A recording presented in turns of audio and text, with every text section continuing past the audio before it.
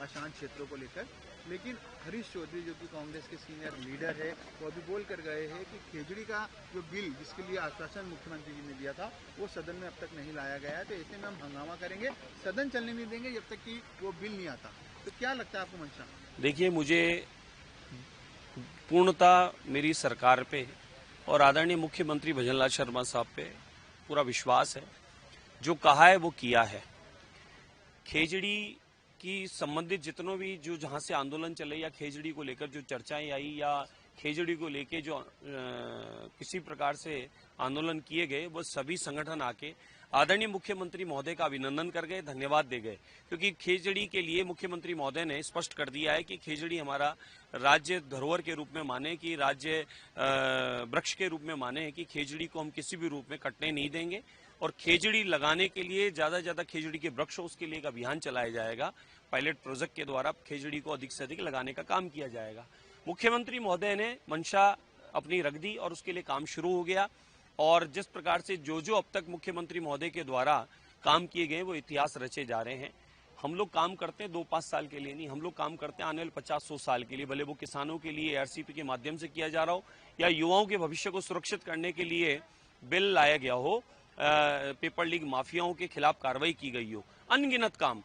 ये खेजड़ी का बहाना है और जो अशांत क्षेत्रों का बिल आ रहा है उसको रोकने का काम करने का ये रास्ता ढूंढ रहे हैं।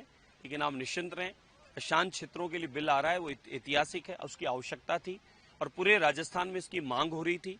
राजस्थान के मुख्यमंत्री महोदय ने स्वयं ने इस बात की मॉनिटरिंग की, जहां आवश्यकता लगी उसको देखते हुए अशांत क्षेत्रों के लिए बिल आने का हम लोग स्वागत करते हैं, अभिनंदन करते हैं, धन्यवाद देते हैं।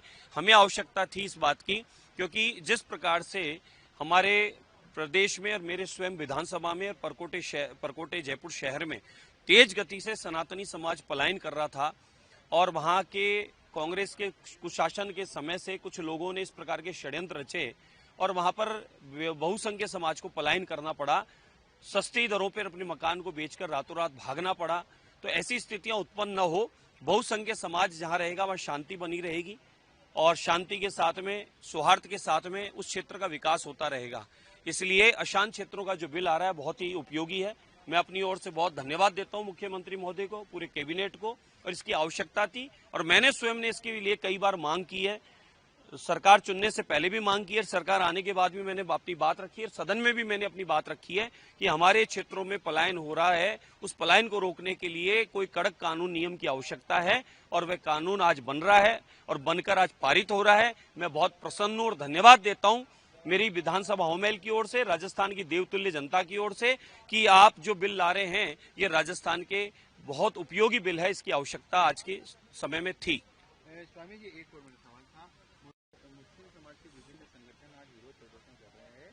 ईरान इजराइल के बीच में जो युद्ध चल रहा है, ईरान में जिस प्रकार मौत हो रही है, लगातार बच्चों की मौत हुई है इस हमले के कारण, किस तरह देखते हैं कि हमला वहां पर? मैं आज ANI के माध्यम से ये निवेदन करूंगा, जिस समय कश्मीर में दुर्घटना घटी, जिस समय उरी की दुर्घटना हुई, जिस समय कश्मीर में धर्म पूछकर मारा गया, जिस समय बांग्लादेश में सनातनियों पर आक्रमण हुए, मंदिरों को तोड़ा गया, खंडित किया गया और सनातनियों को जिंदा जलाया गया, जिस समय पाकिस्तान में अल्पसंख्यक समाज के रूप में हिंदू समाज जो रह रहा है उन पर अत्याचार होते हैं, उस समय कोई धरना प्रदर्शन क्यों नहीं करता?